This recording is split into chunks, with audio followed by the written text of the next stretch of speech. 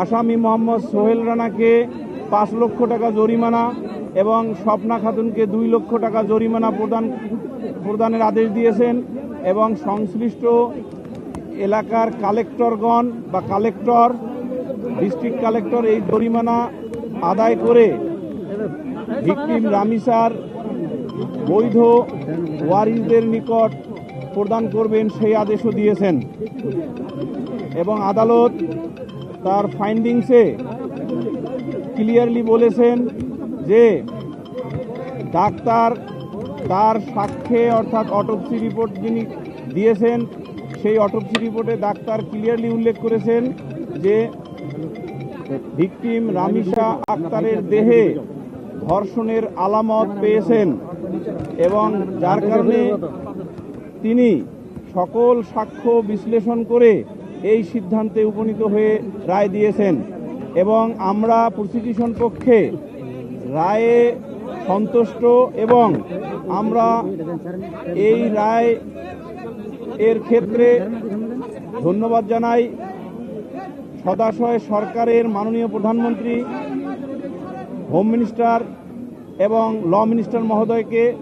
তারা যেভাবে এই মামলায় দ্রুত বিচারের নিমিত্তে তাদের প্রয়োজনীয় যে পদক্ষেপ ছিল সেটা করেছেন জন্য আমরা রাষ্ট্রপক্ষে উপস্থাপিত সাক্ষীদের সাক্ষ্য যথাযথ রেকর্ড করতে পেরেছি এবং এই রেকর্ড করার জন্য আমরা যে উপস্থাপন করেছি মাননীয় ট্রাইব্যুনাল তাহা রেকর্ড করে অতি দ্রুততম সময়ে আজকে রায় ঘোষণা করেছেন এবং এই রায়ে আবারও আমরা বলি আমরা প্রসিকিউশন পক্ষ সন্তুষ্ট। মাননীয় ট্রাইব্যুনাল এই রায় ঘোষণার শুরুতেই বলেছেন যে শিশুদের অধিকার বা শিশুদের রক্ষা করা একটি রাষ্ট্রের মৌলিক উদ্দেশ্যগুলোর একটি এবং আমাদের এই রাষ্ট্রেরও মৌলিক উদ্দেশ্যগুলোর একটি হলো আমাদের যে ভবিষ্যৎ প্রজন্ম শিশুদের রক্ষা করা। সেই শিশুদের কোনো শিশুর মধ্যে যদি এই ধরনের ন্যাক্কারজনক অপরাধ সংঘটিত হয় তার ক্ষেত্রে কোনো ধরনের দয়া দাক্ষিণ্য না দেখিয়ে সিভিয়ার পানিশমেন্ট দিতে হবে এবং তারই নিরিখে মাননীয় ট্রাইব্যুনাল তার স্বীয় বিবেচনায় এবং তার নিজস্ব জুরিসডিকশনে এই মৃত্যুদণ্ডে দণ্ডিত করেছেন উভয় আসামিকে। 18টা মৌলিক অধিকারের মধ্যে আর্টিকেল 31 হলো একমাত্র আর্টিকেল বা ফান্ডামেন্টাল রাইট যেটাকে বলা হয়েছে ইনএলিয়েনেবল। এটার মূল কথা হলো ইন অ্যাকর্ডিংস উইথ ল। এই মামলার পরবর্তী কার্যক্রম হাইকোর্ট বিভাগে যাবে, আপিল বিভাগে যাবে এবং পরবর্তী পর্যায়ে রাষ্ট্রপতির নিকট যাবে কিনা সেটার এই যে প্রসেস এইটা হলো ইন অ্যাকর্ডিংস উইথ ল।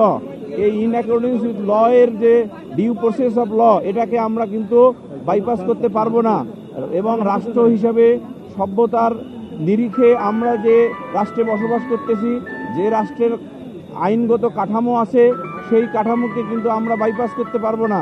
সুতরাং ভবিষ্যতে এটা দেখা যাবে সদাশয় সরকার এবং বিচার বিভাগের যিনি গার্ডিয়ান মাননীয় চিফ জাস্টিস এটা কিভাবে দ্রুততার সহিত করবেন, আরও অন্যান্য মামলার সহিত যেটা আপনি প্রশ্নে বলেছেন সেটা কর্তৃপক্ষ তার নিজস্ব বিবেচনায় এটা করবেন। এই ব্যাপারে আমাদের মন্তব্য করার কোনো ডোমেইন বা এখতিয়ার নাই।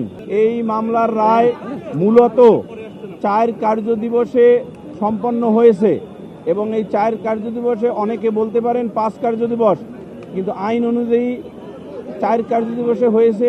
এই 4 কার্যদিবস অথবা সাধারণভাবে 5 কার্যদিবসে বললেও ভুল হবে না। সেই নিরিখে এটা একটি মাইলফলক হয়ে থাকবে এই ধরনের অপরাধ দমনের ক্ষেত্রে।